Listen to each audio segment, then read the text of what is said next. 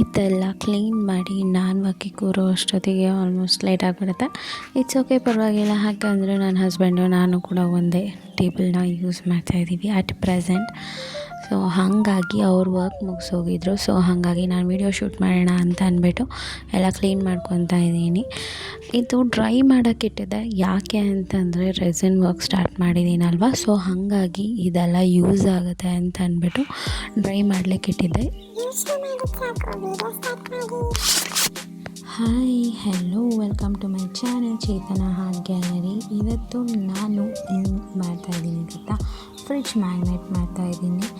So ನೀವು ಯೋಚನೆ ಮಾಡಿರ್ಬೋದು, ಏನಪ್ಪ ಯಾವಾಗಲೂ ಪೇಂಟಿಂಗೇ ಮಾಡ್ತಾ ಇರ್ತಾಳೆ ಅಂತ. ಬಟ್ ಒಂದು ಯೂನಿಫಾರ್ಮ್ ಮಾಡೋಣ ಅಂತ ಅಷ್ಟೇ. ನನ್ನ ಚಾನಲಲ್ಲಿ ಒಂದು ಹೊಸದಾಗಿ ಸ್ಟಾರ್ಟ್ ಮಾಡೋಣ ಅಂತ.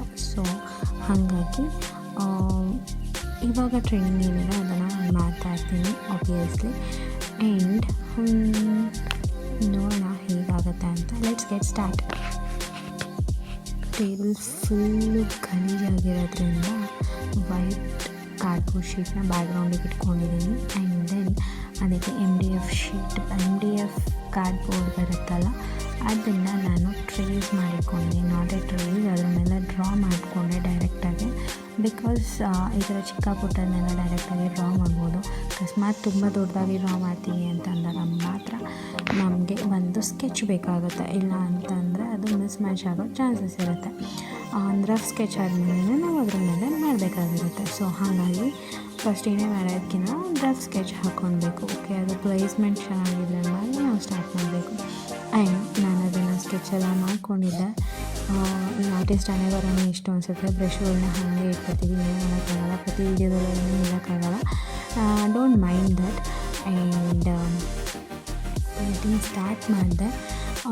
ಮಾಡ್ತಾ ಏನು ಅನ್ನಿಸ್ತು ಅಂತ ಅಂದರೆ, ಈ ಸರ್ಚ್ ಮಾಡಿಕೊಂಡೆ ಆಲ್ಮೋಸ್ಟ್ ನಮ್ಮ ಟೈಮ್ಗಳನ್ನ ವೇಸ್ಟ್ ಮಾಡಿಬಿಡ್ತೀವಲ್ವಾ ಅಂತ ಅನಿಸ್ಬಿಡುತ್ತೆ ಒಂದೊಂದು ಸತಿ.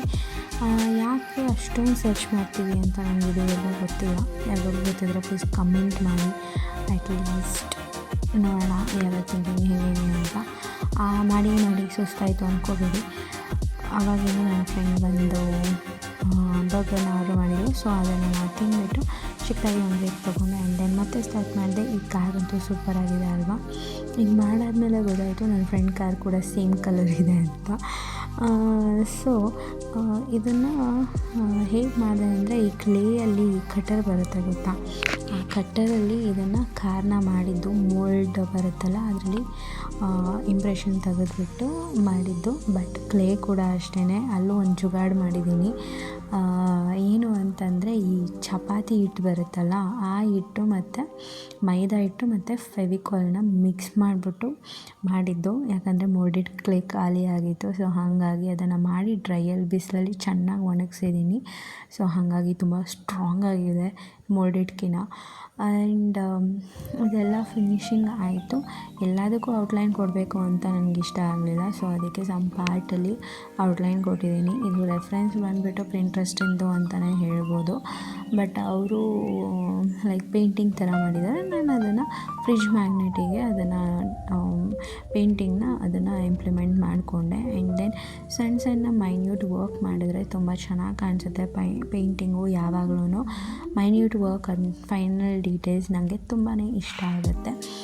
ಆ್ಯಂಡ್ ದೆನ್ ಏನಾದರೂ ಒಂದು ಅನ್ಬೋಸಿಂಗ್ ಥರ ಮಾಡಬೇಕು ಅಂತ ಯಾವಾಗಲೂ ಪೇಂಟಿಂಗಲ್ಲಿ ಅಂತ ಅನಿಸ್ತಾ ಇರುತ್ತೆ. ಯಾಕೆ ಅಂದರೆ ಪೇಂಟಿಂಗ್ ಎನ್ಹಾನ್ಸ್ ಆಗುತ್ತೆ ಅದರಿಂದ.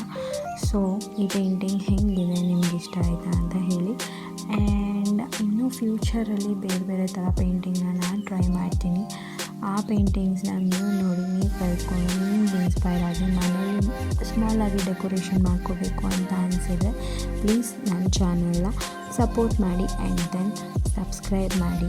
ಈಗ ಬೆಲ್ ಐಕಾನ್ ಇದಲ್ವ, ಅದನ್ನು ನೀವು ಪ್ರೆಸ್ ಮಾಡಿದ್ರೆ ಯಾವಾಗಲೂ ಕೂಡ ನೋಟಿಫಿಕೇಷನ್ ಬರುತ್ತೆ. ಆ್ಯಂಡ್ ದೆನ್ ಆವಾಗ ನಿಮ್ಮ ಮಕ್ಕಳಿಗೂ ಹೇಳ್ಕೊಡ್ಬೋದು. ಆ್ಯಂಡ್ ದೆನ್ ನೀವು ಕೂಡ ಮನೆಯಲ್ಲೇ ಟ್ರೈ ಮಾಡ್ಬೋದು. ಸೊ ಇದಾಗಿತ್ತು ಇವತ್ತಿನ vlog. Bye bye, meet you next vlog.